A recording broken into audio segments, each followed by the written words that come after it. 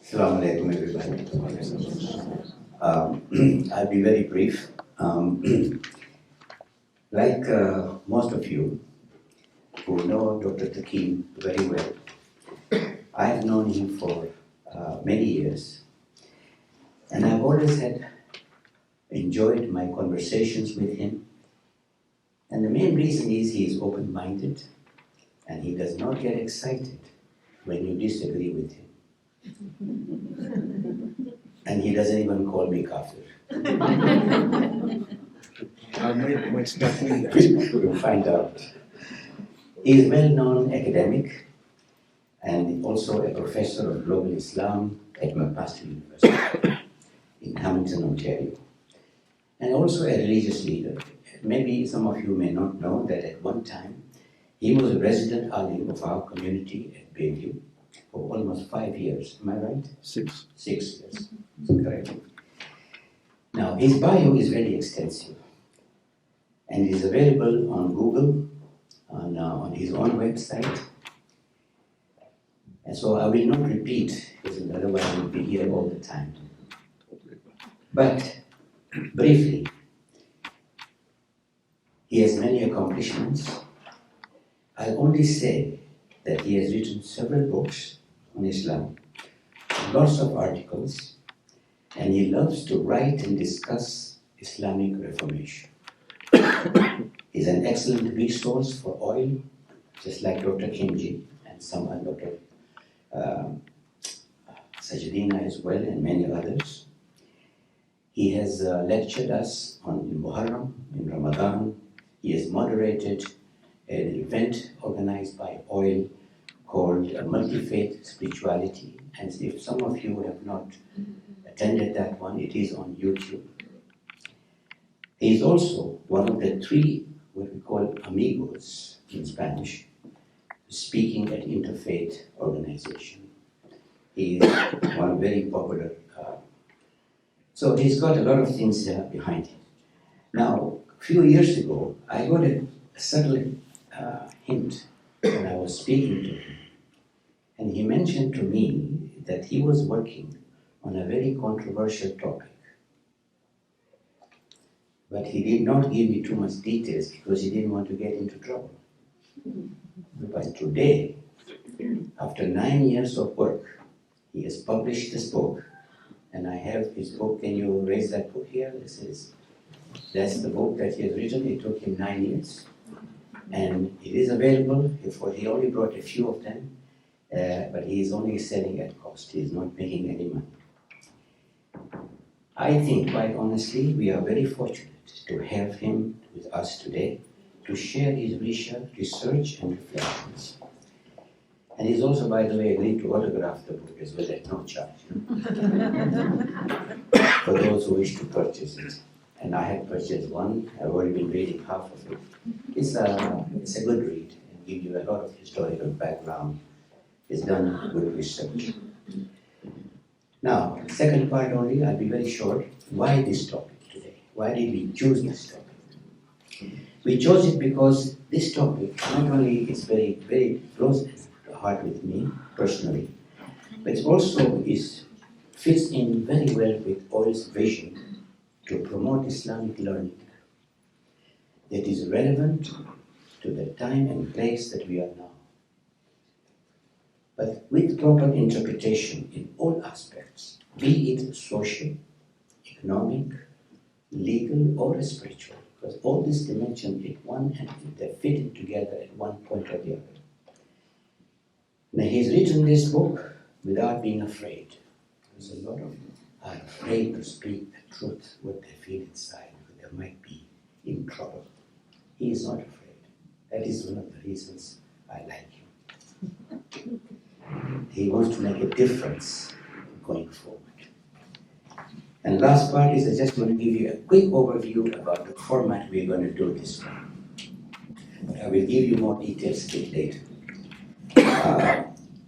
The first thing will be that I'm going to call him Liyakat. Dr. Takim, he will speak for 30 minutes initially to give you a full understanding of the theme of his book. We wanted to him 20 minutes, he said it's not enough. So he's asked for 30 minutes, we're going to give it to him so that there is no misunderstanding. He'll present it on a PowerPoint, so it'll be very clear. And if you don't like it, don't agree with him, it's okay too. Because he is ready to answer any questions that he feels is right. His oil, and the same thing fits into oil, because we always like open discussion, but with respect. That's very important. We've also prepared half a dozen questions, which will be distributed on each table, and we will only have to discuss one question only. And the moderator on your table will summarize the conclusion of that table, and will request them to come here and share it with all of us. So the idea is we will learn from each table, and I think it will be very beneficial. This is from our experience over the last 5 years during modern time. We found this model has worked very well for those who want to learn. And this organization is meant to learn. That's why it's called Organization for Islamic Learning. It's not just here, 1 ear, or out here. When you speak, when you discuss, that's where you learn. I'll give you more detail when we come to. In the meantime, I will ask Dr. Takim if you will come forward and share his reflections. So, thank you. الحمد لله رب العالمين والصلاة والسلام على أشرف الأنبياء والمرسلين خاتم النبيين رحمة للعالمين القاسم محمد وعلى أهل بيت الطيبين الطاهرين. أما بعد، فقد قال الله سبحانه وتعالى في كتابه المجيد: بسم الله الرحمن الرحيم، إن الله لا يغير ما بقوم حتى يغيروا ما بأنفسهم. صدق الله العظيم. صلوا على محمد وآله. Assalamu alaikum wa rahmatullah. Loosen up, it's not going to be very intense, and I see a lot of anxious faces. Actually, the impetus for this book grew from this verse in the Quran, Surah Al-Ra'd, Surah number 13, verse 11 in the Quran, that God will not change the condition of the people until they change it themselves. And why did I choose this topic of reformation? Oops. Something's going on somewhere. Okay. All right. Basically, in 2011, I was in Iran for a few months, 4 months, and I was talking to youths. These ideas had already come in my mind, that how can a religion which was revealed and which came in the 7th century Arabia, how can it cater for our needs today? Is there a need for revision, rethinking, or reformation? This is the first chapter, then the concept of an Islamic reformation. Do we need a reformation? And if so, in what way should we proceed? Reformation, when we talk of, and I try to define it in the first chapter, is basically questioning, revising the structure of how we revise or how we reason, or how is it that we infer, how do we get the rulings. I talk a bit about reformation because the concept of reformation always takes us to Christianity. And I'm saying that Islamic reformation is very different. Because in Christianity, Martin Luther was challenging the authority of the church and the Pope. We do not have a church in Islam, and we certainly do not have a Pope. Ayatollahs, Maraji are very respected and highly trained scholars who try to infer or to get the rulings of Allah as closely as they can to the real truth. But they are mere scholars. We do not go to an Ayatollah and ask and confess our sins, for example, etc. So reform in an Islamic context does not mean that we are reforming or challenging an Ayatollah. It's basically we are revisiting the text, whether it is the Quran or whether it is the Hadith. And I must emphasize, we're not challenging the Quran. We're challenging the interpretation of the Quran. Whereas the Quran is divine, the interpretation is humanly constructed. So we can challenge the interpretation. Same with Hadith. Some of the Hadith, we can challenge the Hadith itself, whether the Hadith really came from the Prophet or the Imams. Okay? So a genuine reformation must come from a commitment to make a particular religious experience relevant today. In other words, it should not be haphazard reformation for the sake of change. It has to be something which actually speaks to and is able to answer the questions of today. I'm arguing that many of the laws that we have and which were transmitted were prejudicial, especially against women. And I'm very open, I'm very much pro-women in that sense. That I believe that a lot of the laws have to be revisited because they are prejudicial, and I will try and give you examples for that. And also non-Muslim minorities, against Christians, Jews, non-Muslims, and so on. So many of those laws are very difficult to apply today because they are prejudicial, because our way of understanding, our customs, our values have changed with time. The other point that I've mentioned in this first chapter is the concept of plurality of readings. Hermeneutics, by the way, the way you see the word hermeneutics, means interpretation. That there is no single reading of any scripture or any book which is valid eternally. I read a book, that doesn't mean that my reading or my assertion is the one and only assertion possible, because I don't speak on behalf of God. I speak based on my understanding of the sources. So no community can lay claim to an exclusive rendition. That no community can say, this is the one and only possible way of reading a text. This is what fundamentalists do, by the way. They believe it, they say, God said it, I believe in it, end of story. And they impose it as if God has spoken through them. And I'm arguing we cannot do that. Okay? So the concept of hermeneutics means interpretation, and there's always plurality of reading and what is called the hermeneutical cycle. It means that every time there's a need for a revision of the reading. So what I read 2 years ago, maybe, if I go to read the same thing, there is a good chance that I may read it differently now. And that doesn't mean that I'm weak, it actually means I'm strong. It means that based on my new understanding, I'm willing to reconsider my previously held views, and there's no shame in doing that. The second chapter actually traces the history of Ijtihad. We hear so much about Usul al-Fiqh. Usul al-Fiqh means the principles of how we derive the law. It's different from Fiqh. Fiqh is jurisprudence. Usul al-Fiqh is the principles of how we derive the law and the whole history of Ijtihad in Shia Islam. Today we're told that we're the people who observe Ijtihad, but that was not the case for the longest period. In fact, Ijtihad was rejected by the Shia scholars, most of the Shia scholars, until the 13th century, during the time of Muhaqqiq al-Hilli. Initially it was said, well, if the Imam is there, why do you need Ijtihad? After all, Ijtihad is what we call mental jihad, right? It is our own reasoning. If the Imam is there to do your reasoning, you do not need Ijtihad. So our scholars rejected Ijtihad even after the Ghaibat period, because Ijtihad was connected with random thinking, with what is called Ra'i. Ra'i means my opinion. And because of that, then we could not get what is called Qat. You see the word Q-A-T there. Qat means certitude. We cannot be certain that the law based on Ijtihad actually reflects the will of God. So, but with time came the realization that we have to go beyond just the scripture, just the books. We need to reinterpret and re-examining those laws. So in many ways, the Sunnis were ahead of us in that sense. The Shia scholars borrowed some of the principles from the Sunnis, by the way. And therefore, you see the word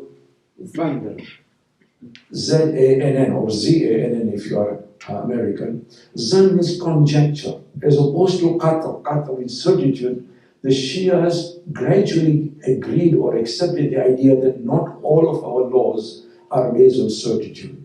Some of it is based on conjecture. You know what that means for us?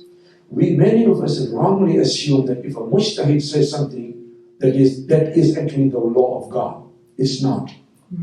It is his understanding, and I don't doubt their integrity, but his understanding after exerting the utmost effort at what he thinks, what he believes is the law of God. Is that clear? So that's why it's based on Zan. And therefore you'll find a Muslim very humbly says at the end, Allah knows better. Because it is his understanding. It is not necessary. If it's directly in the Quran, yes, then it is God's word. But many a time it's based on interpretation. Remember the word hermeneutics? Interestingly, if you and me were living in the 17th or 18th or 16th to 18th centuries, we would have rejected ijtihad and declared taqleed as haram. That's what our scholars did. These are called the akhbaris. You can Google them. Akhbari scholars who are not chungumangus, by the way. They were proper, in our days, they would be called mujtahid or even ayatollahs. They believed that the principles of ijtihad, which were derived in the 13th century, were actually borrowed from the Sunnis, which they were right. So they rejected any kind of reasoning, any kind of taqleed. This whole concept of taqleed is a Sunni borrowing, they argued. People like As-Sarabani and quite a few others, Bahrani and so on. Later on, in the 19th century, Murtaza Ansari, he added even more principles to ijtihad, which basically said that if you are in doubt, therefore he covered more area whereby there was no certainty, there was even doubt, not even zan. Zan is conjecture or probability. Doubt is shak. So now the law could be derived even when there are principles of shak. What this tells me is that a lot of our laws is humanly constructed. It is not divine. And if it is humanly constructed, and I'm sure that it was done with the best of intention, it can be humanly reconstructed also, based on the needs and the requirements of the time. So, chapter 3 looks at the tools that are involved. Chapter 2 was the history of ijtihad. Chapter 3 are the tools involved in ijtihad, and can we apply those tools today? I hope I'm not going too fast. You're following me, okay? Okay, one of the great tools that we have is the principle of maslahah.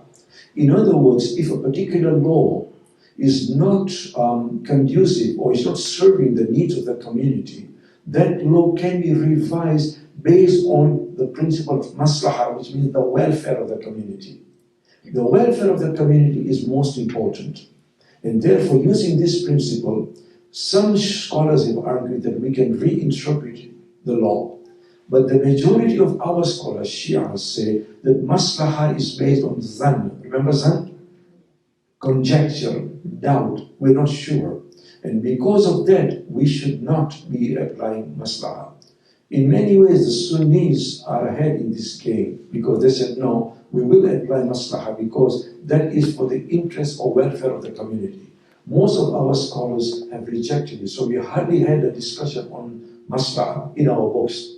Interestingly, after the appearance of the Islamic Republic in Iran, Shia scholars now are talking of maslahah. Because up to the time when Iran was actually created, the Islamic Republic, our fiqh was mainly theoretical. We did not have a state. We were talking about it in books. Now suddenly you have a state which is trying to apply those laws in modern times, and many times they're not able to do that. So these laws are simply not workable. So based on that, some of the scholars, I'm not saying all of them, are using such principles. In fact, at the time of Ayatollah Khomeini, he set up an expediency council because a lot of the laws that were passed by the parliament, when you went to the assembly of experts, the assembly of experts in Iran, they rejected these laws, said, no, these laws are not in our fiqh. And the people went and complained to Ayatollah Khomeini, said, look, what do we do? These laws that we need to are rejected by the assembly of experts. So he set up an assembly of expediency council, it's called, which can actually override the assembly of experts. What does that tell us? That the laws are in need of continuous revision, and based on this, some of those laws now, so to give you one simple example, according to our fiqh, child marriage is allowed. You can actually marry a child of 2 years old, provided the guardian allows it. And of course, the people said this is not workable. They went to Ayatollah Khomeini, and finally, the Expediency Council has said that no child marriages are not allowed, at least I think up to 16 or even 18, even in Iran. So this is kind of going against the normal fiqh. And there are many other examples. The other principle that I draw on is the question of urf. Urf means custom, and the role of custom in the reformation process. Because I argue that many of our laws that we have in our books were actually pre-Islamic. In fact, it would be wrong for us to think that Islam came and just wiped out all the laws and just introduced new laws. In the matters of ibadat, yes, but mu'amalat, which are which are transactions, social transactions, Islam actually borrowed, endorsed many pre-Islamic laws. You know what that means? It means pre-Islamic does not mean un-Islamic. Just because something was pagan does not mean it's wrong. The framework here was the ethical framework of the Quran. If it went against the ethical framework of the Quran, of course it was rejected. Like, for example, female infanticide, killing of female babies simply because they were female. That was immediately. But many of our marriage laws, for example, the idea of mahr was there even before Islam. Although before Islam, the mahr was given to the bride's father. Islam said, no, it should be given to the bride. The many of our agricultural laws, laws in transaction, and so on. In fact, we can argue that only 10% of the laws were actually introduced by Islam. Almost 90%, social laws again, I'm not talking of personal laws. Social laws were actually endorsed. These are called ahkam imza'i. Imza'i in Persian means endorsed. It is a bit controversial, I must admit, but these are my understanding. You have every right to disagree with me. There is nothing in the Quran to indicate that the customary laws that it endorsed cannot be modified in later generations. In other words, the laws that the Quran and the early generation of Muslims inherited are not necessarily eternal. They were endorsed and kept because they worked for that particular time in history. Circumstances change, conditions change. Should the laws remain the same thing? What we are doing in many instances, I feel, is that we are not only endorsing but imposing 7th century laws into 21st century Canada or America. That's where the problem lies. And therefore, we have many issues, and we keep quiet about, okay, it's okay, but we will not even follow them. But there are problems with it. So, laws that were retained by Islam in the early period were considered as reasonable in that time. But are they to be necessarily eternalized? As I said, 10% of the Quran's legal verses are verses which are ahkam, or there are 500 verses in the Quran which are related to ahkam. You know, the rulings of do's and don't do's. Less than 10% were actually introduced. So, that does not mean, by the way, that, for example, we say alcohol should be okay now. No, those are not negotiable, okay? So, pre-Islamic order, pre-Islamic custom was sanctioned and Islamized by the emerging community. As I mentioned, pre-Islamic did not mean un-Islamic. So, social laws that were prevalent in the Prophet's time are assumed to have been approved by him, unless they were explicitly prohibited. Interesting, the second point here. Islamic law was often formed by endorsing and sanctioning prevailing customary laws. You understand what that means? That Islam really endorsed and sanctioned those laws that were neither determined nor dictated by the sources. In other words, they were not even in the sources. But Islam, because it were not against the sources, it okayed it. So, for example, today, we have there was for a long time the institution of the caliphate, you remember? The caliphate is not mentioned in the Quran as an institution. Neither is it in the hadith. But Muslims introduced and accepted it because it worked for them. The caliphate, for our information, was destroyed later on by Ataturk in Turkey. And similarly, issues like the dome. The dome was nothing Islamic about the dome, or the crescent, or the minaret. These are things that Muslims created or borrowed from other cultures, and they were okay. Also, as I said, the niches, the minarets, etc., they're not in the Quran itself. And I'm also arguing the fact that Islam borrowed from pre-Islamic Arabia and other cultures also suggests to me at least that had Islam emerged in a different milieu, different environment, then the laws would have been different. Just because it emerged, supposing Islam emerged in India, for the sake of argument, would Islam then have kept Arab laws? No, it would have kept Indian laws. So just because it emerged in a particular environment does not mean that the laws, the same laws, are eternal. There was nothing divine or sacred in the customary traditions that Islam endorsed. Are you following what I'm trying to say? That what Islam endorsed was not necessarily divine. Islam endorsed slavery. We all know that. Does that mean that slavery is a divine law? No. Large sections of the Islamic law are humanly constructed and therefore they can be reconstructed. According to Murtaza Mutahari, for example, this is just one example, the covering of face of the woman, we're talking about the burqa, we're not just talking about the hijab, which actually, according to many maraji, is ihtiyat wajib. Means you don't have to do it, but if another mujtahid says, you don't have to do it, you don't have to do it. But otherwise, it is wajib on you to cover the face, the burqa kind of thing. But he argues very clearly that this was something that was endorsed by Sasanian culture. Sasanian culture is from Iranian culture before the coming of Islam. And yet, as I say, some jurists, some scholars will say, you have to cover the whole face. Okay, I can't read everything because of the lack of time here. What are we doing with time? Yeah. We have another 10 minutes or so.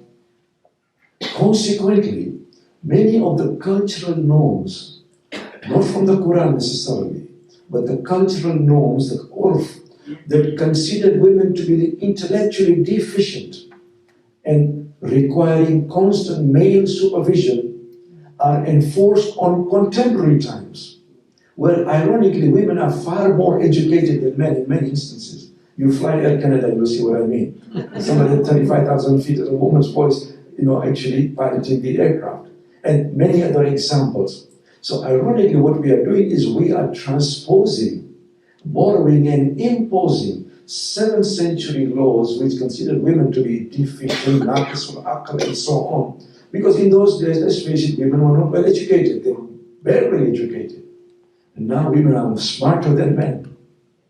So even though Quranic hadith pronouncement on women were addressing issues in those era, these laws are deemed to be infinite and eternal by many Muslims. And I know you're going to say, well, Islam, Quran is eternal.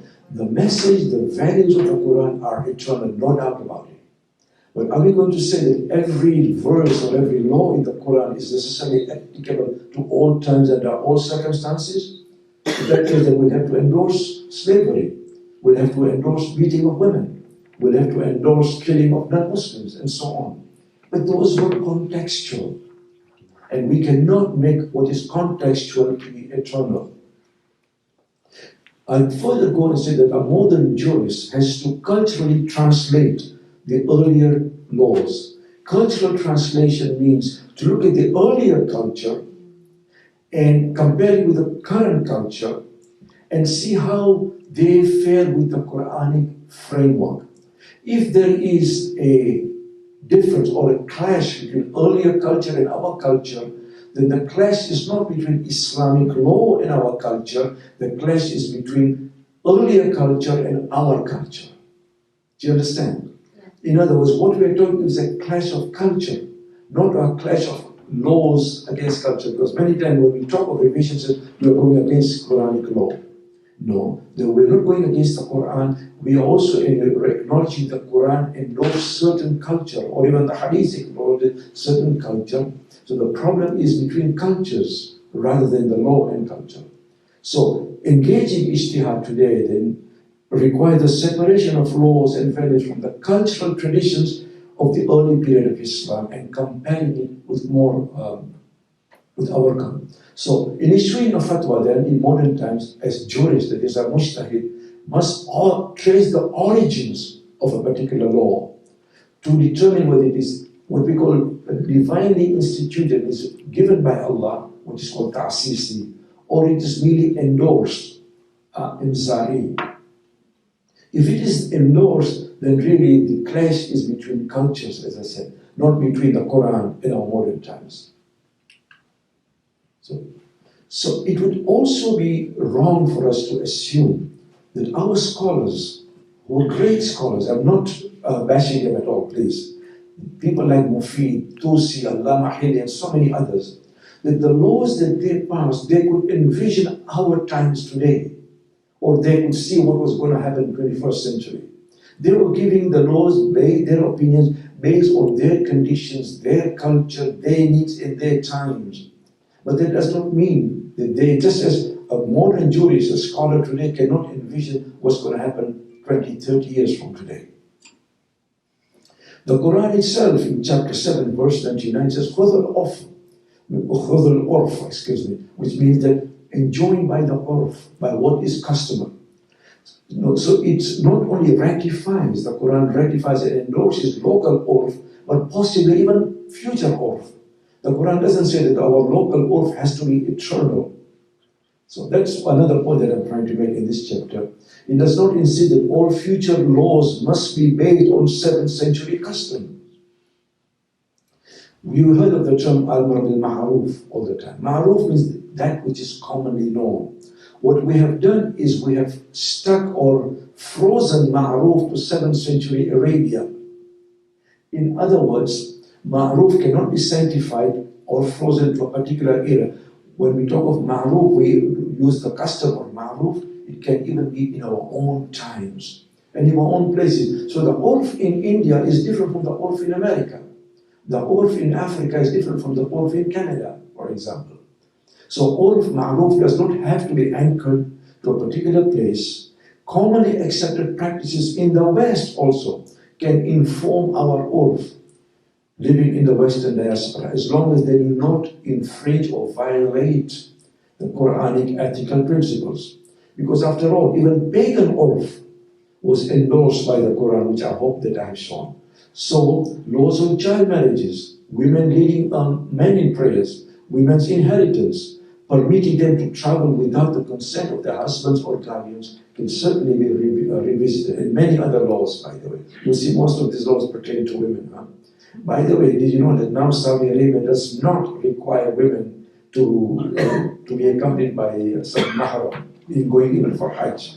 So things are changing even in Saudi Arabia. The sheikhs must be turning in their graves.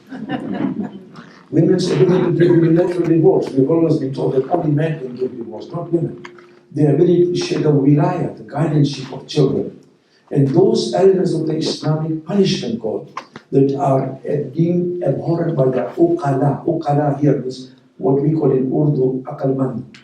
People of reason, people of thinking. That when people of thinking, people of sound mind see certain laws as abhorrent, those laws can be changed, because one of the sources of law is also the uqala.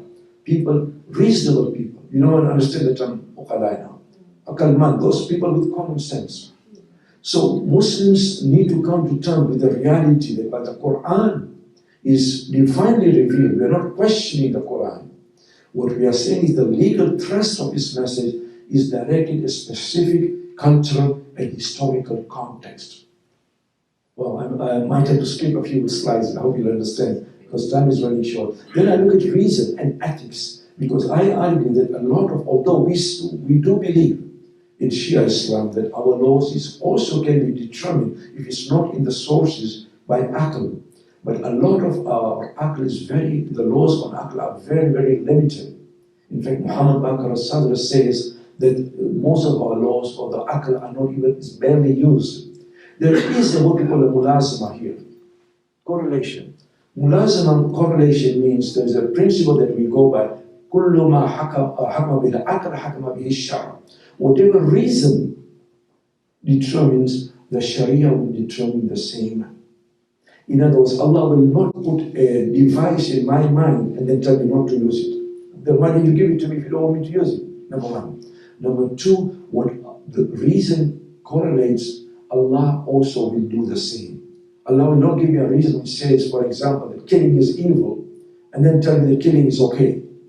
Because what I have here is given to me by God. Yes, it doesn't give me the specific, it doesn't give me the details, but the basic principles it gives not only to me, but to you also. Hence we have the uqala principle.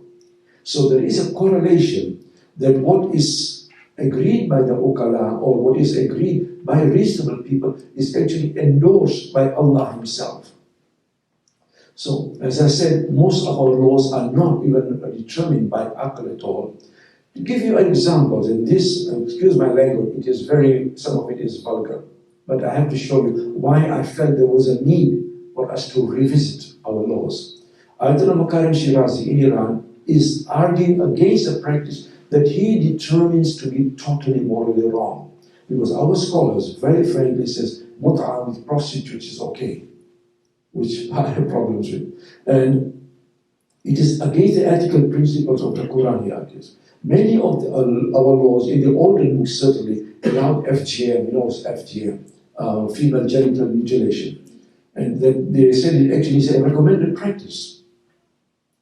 A lot of our laws there do not have ethical or social implications that the jurists deduce. In fact, we do not even have a chapter in our work on ethics as such, to ensure that our laws are ethical in nature.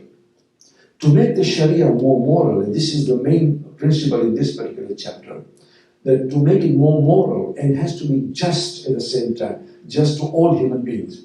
We scholars need to search for a universal language that is applicable to all human beings, regardless of their beliefs, regardless of their cultural and religious background, or regardless of their gender. They also need to question and revise certain injunctions in their juridical literature that discriminate against particular groups. So, for example, we have laws, and these are available. I'm not splashing out dirty laundry. It is there on the website in English. Laws which say that you must save a Muslim, but you don't have to save a non-Muslim. It's problematic for me. Yeah. Laws which says that you can take an organ from a Christian or a Jew, but you cannot give it to one. I have problems with. Another weakness in the current form of ijtihad is that there is a distinct cleavage or a distinct break between the moral and the legal sphere. At the moral levels, we are told that you have to be good citizens, you cannot cheat, you cannot lie, and so on. But when you come to our laws itself, they very clearly says that some of the mujtahids, I don't even want to name them, it is okay to steal from a kafir as long as you don't get caught. Oh yeah, it's there.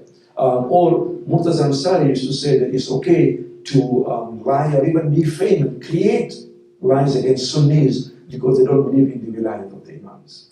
So these are just some of. This is the main principle that I have here in this particular chapter. The jurists are moral, but the laws are not always so. Now, it's already past 3 o'clock. I have one more chapter. Shall we just conclude here? Please, continue. 5 minutes? Yeah. Okay, because this is kind of because I've given the problem, now I'm trying to give the solutions in this particular chapter. I'm sorry, but I'm trying to go as fast as I can. Okay, I call it neo-ijtihad, and I should acknowledge here the contribution of Dr. Abdulaziz Satudina, who told me that I use the term post-ijtihad.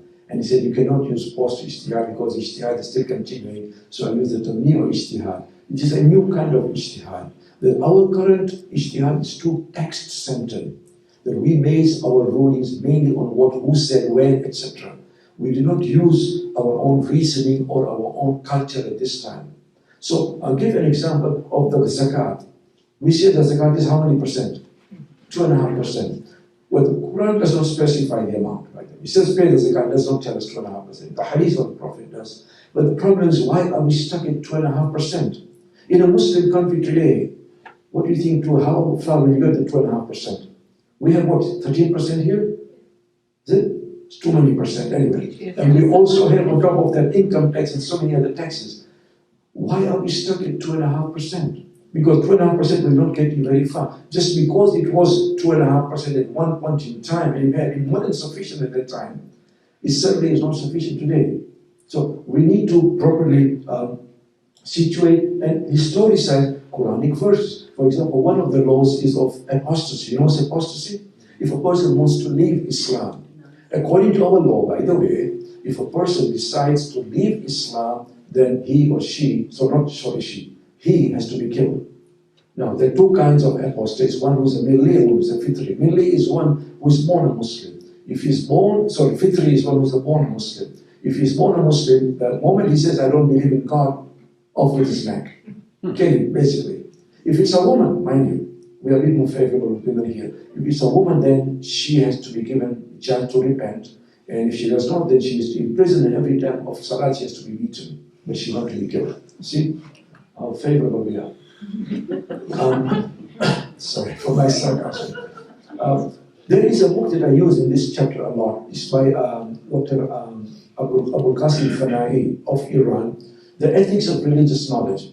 And what he argues, very, very briefly, is that there are two kinds of iradat of God. One is called the creative will. In other words, when God creates, he has a certain will.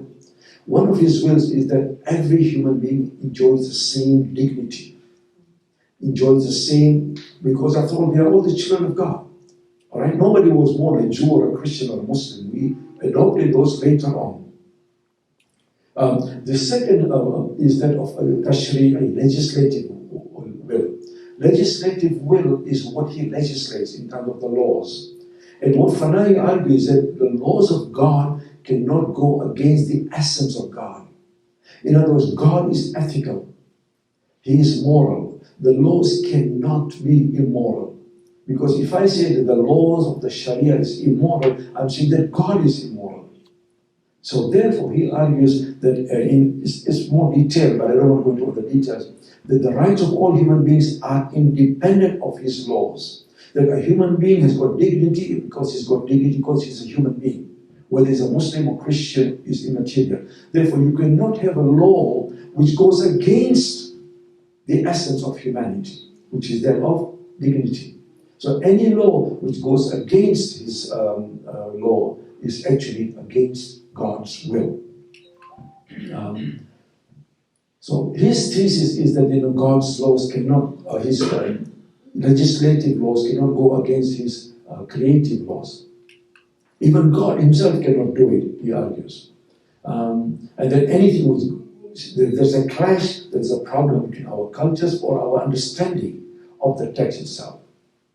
And then he argues between these two principles here, aql and naql. Very briefly again, aql is reasoning, naql is what is transmitted in the traditions. We often give preference to what is in the hadith or in the Quran. But he argues that naql, that is what is transmitted, is also zann, is also conjectural. So we have a clash of two conjectures here. One is naql, what is transmitted, and one is aql, what our reasoning says. And normally scholars say, well, when there is a clash, we give preference to naql because that's what the uqala do. People of reason say that what is transmitted should be given preference to what our reasoning, because our reasoning is faulty. But Fanai argues that also what is transmitted can be faulty. What is in the hadith can be faulty. We cannot be sure that it's 100% correct.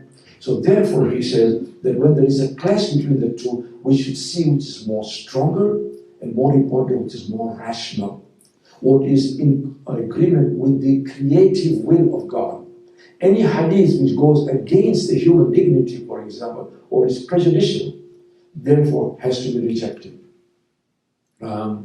So customs and practices like child marriages, the inherent deficiencies of women, gender hierarchy, child custody is another issue where we have major problems. A woman's ability to get talaq is another issue.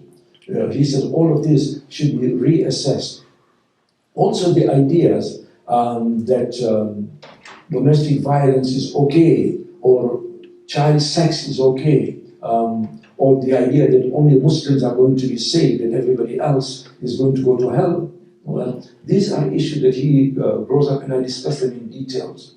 He says that rather than being worried if a fatwa has been correctly derived, because we also argue, is this fatwa properly derived? Rather than being worried about whether a fatwa has been correctly derived, we need to be concerned with whether it goes along with the Quran's ethical tone, whether it is in accordance with Quran's ethics. Scholars must bear in mind that Sharia does not only express divine law, it also expresses divine ethics. Wassalamu alaikum wa rahmatullah. Thank you, Dr. Takim, for a very enlightening presentation. And I've always believed that really to make it the teachings, to embody it in yourself, one has to sit and discuss and share that way. And that is, so it is that knowledge has to be embodied in our bodies. And the only way to do it is to sit and discuss and share your thoughts. You may be wrong, you may be right.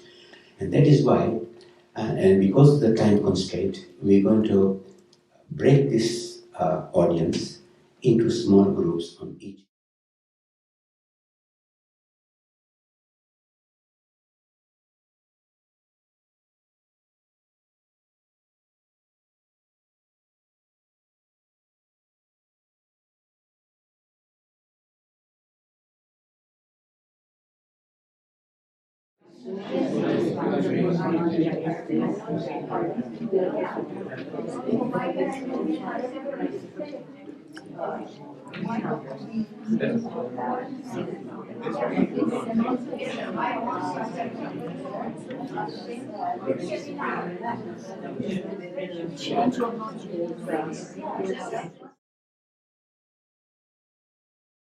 Listen to table number one's conclusions, and then whoever is ready next, he can come or she can come on the floor.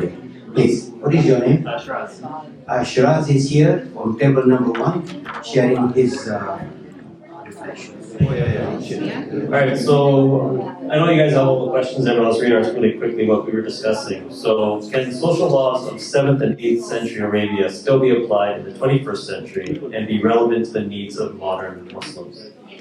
And so, kind of, when we were just thinking about this question, we were just trying to interpret what does that mean exactly, social laws. So, obviously, nothing that is ibadat, so anything that's kind of within the Quran in that sense is not what we were kind of looking at, but really more just cultural norms almost between what was happening then and now. And even when you think about it, like for example, some of the laws that have come that may be social at that time, things around, divorce or inheritance, those types of things. Maybe at the time it may have been relevant in that specific situation, in that environment, but moving now into the 21st century and even beyond, and obviously across different places around the world as well, everyone is going to have potentially their own unique needs that would need to be changed just because they're not always going to be relevant kind of throughout time. So, and again, because they're the cultural norms do change over time, so I think that's kind of where we kind of concluded to say that it likely may not be relevant kind of into the 21st century. Thank you. So there was a lively discussion on table, and one of the things that it seems like all of us were in agreement about was that it appears to us as we have grown up, and we have grown up in different countries and different experiences. So our experiences were different, but that Nasir, for example, felt that we as Muslims did not evolve with the times. We were too much stuck on the text rather than the essence of the Quran and Allah's messages to us. And the difficult or the troublesome interpretations of the Quran over and how they became a part of Sharia were basically, how people approached the Quran and how they interpreted the Quran.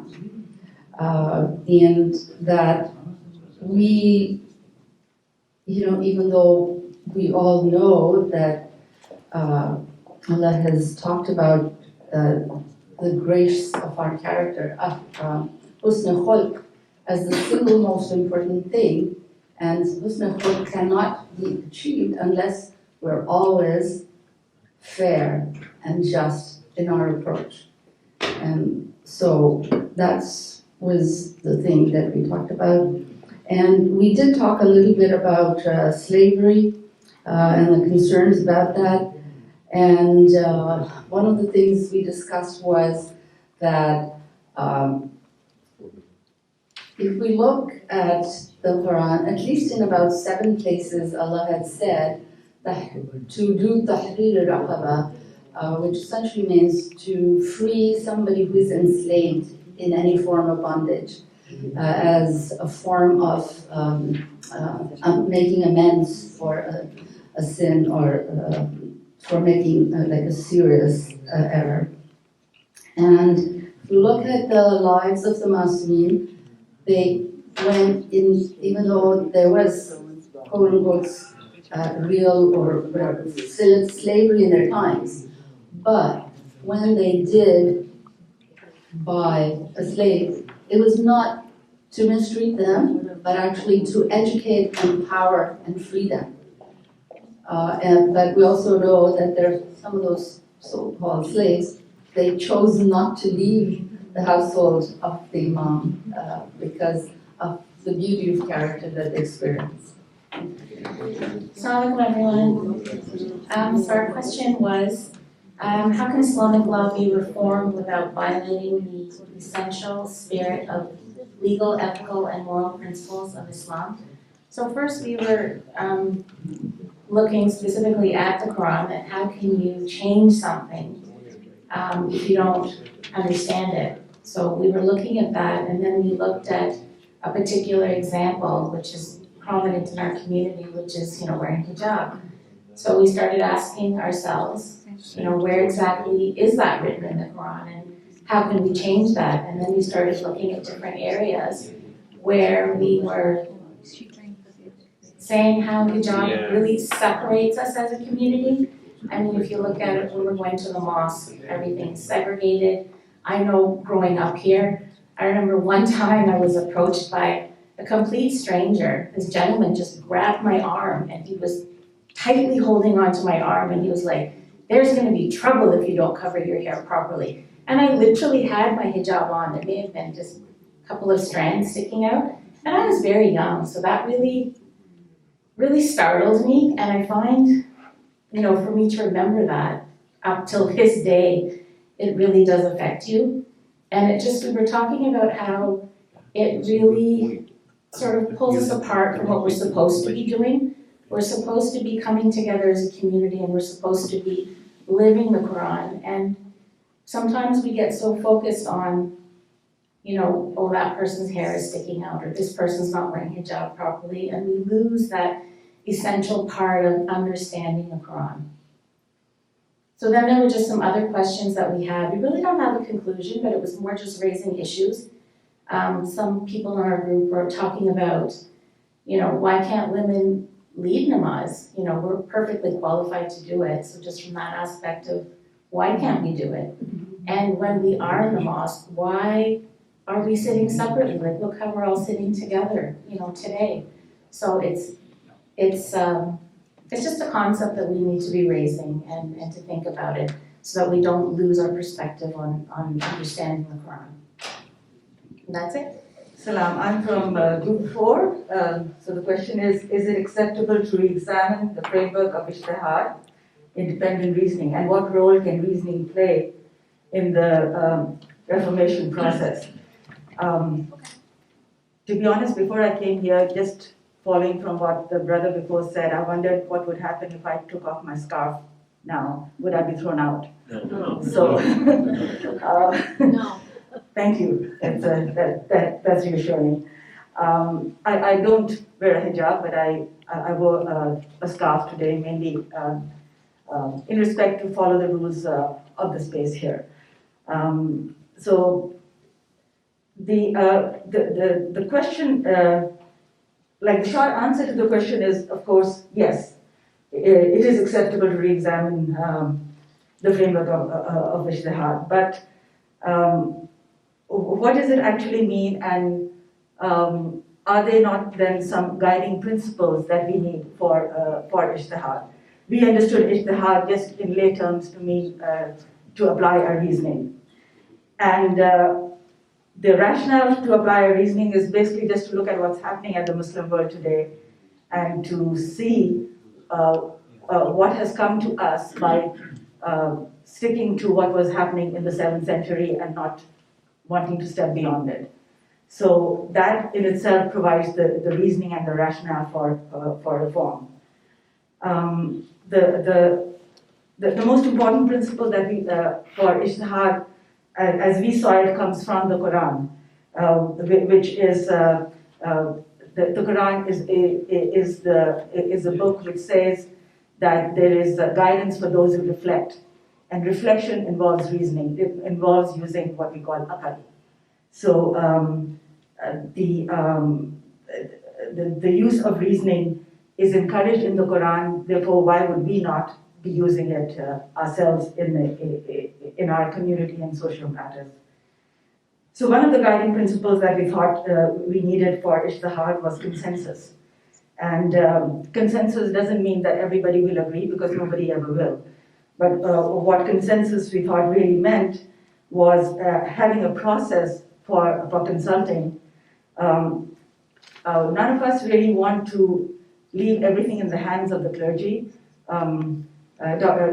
Takim hadn't mentioned about abuse of the clergy, but that is also a reality that many of us face. So the community needs to be involved in the process for building consensus, so that we can find common ground in order to come up with solutions that apply to our current context. The other thing that we noted was that practices can change over time, but the principles don't. And those are the principles that are laid out in the Quran. We need to follow the spirit and intent of the Quran without changing what the Quran says. So one of the foundations of this also we thought was social justice and the equality of men and women, which needs to be central to the process. Because Allah sent both men and women as khalifas. God did not intend for men to take over women or their role and marginalize them. So the starting point for reform, we thought, needs to be fit. If the laws are unjust or unethical according to the spirit and intent of the Quran, then they need revision. Thank you. So our question was question 5. We spent a little bit of time discussing the difference between what social laws mean and how they're different to Quranic laws. I think the ultimate thing was that social laws are more governs interactions between individuals and are beyond religion. And the tensions are because the people who don't want to change are governed by fear. They don't want to change the word of God, and they're taught not to question and that Islam is complete. And the people who want change are more on the opinion that morality changes with human understanding. And social laws are, especially in the Quran, are pinned to a point in time in which we are no longer there. So because there's no overarching authority that can tell you who's right, who's wrong, it leads to tensions. And the fact that both ideas can't exist in the same time, especially in the same household, there are opposing viewpoints. And fear ultimately is a very powerful emotion that you can't really change unless with further understanding. But if you don't want to understand, then you'll always be fearful. And that's what we're doing. Thank you. The conversations that we had were around question number 6, specifically stating what Islamic laws, if any, do you find problematic in the world today, and explain why. So my group had a pretty lively and spirited discussion, and they nominated me to be the leader of this conversation. I don't know why, maybe because I'm a lawyer. They didn't know that. But here I am today trying to educate and explain to the best of my abilities. And we came down to 4 points. The first being rajam, stoning. And when we look at Islam, we see Allah and His mercy and His beauty and the way that He, perceives and wants to see humanity thrive. However, when stoning is implemented, there is no, I believe in our conversations, we don't see stoning within the Quran, and it's only within the fiqh where we see that individuals can kill adulterers, homosexuals, what have you. But how is this humanity? How are we exercising humanity in present day, right? And now moving on to questions of inheritance. How is inheritance split between spouses, children? What happens when a family only has daughters? Complications and matters continue to arise where we see injustices being passed down through families, right? And then from there, it raised the question, because in our group, we had 2 very strong and spirited sisters, Sister Naseem and Sister Khadija over here, and we started looking at what that means when it comes time to discussing gender, right? And the conversation elevated towards the mistreatment of genders, right? What in relationships, what if that woman is the breadwinner? What happens in those perspectives? What if she's the one who wants to go and have that divorce from a unilateral perspective? We had a conversation where one sister was who was trying to seek a divorce, but had to go and meet multiple ulamas in order to her to have that separation, which is completely unjust, right?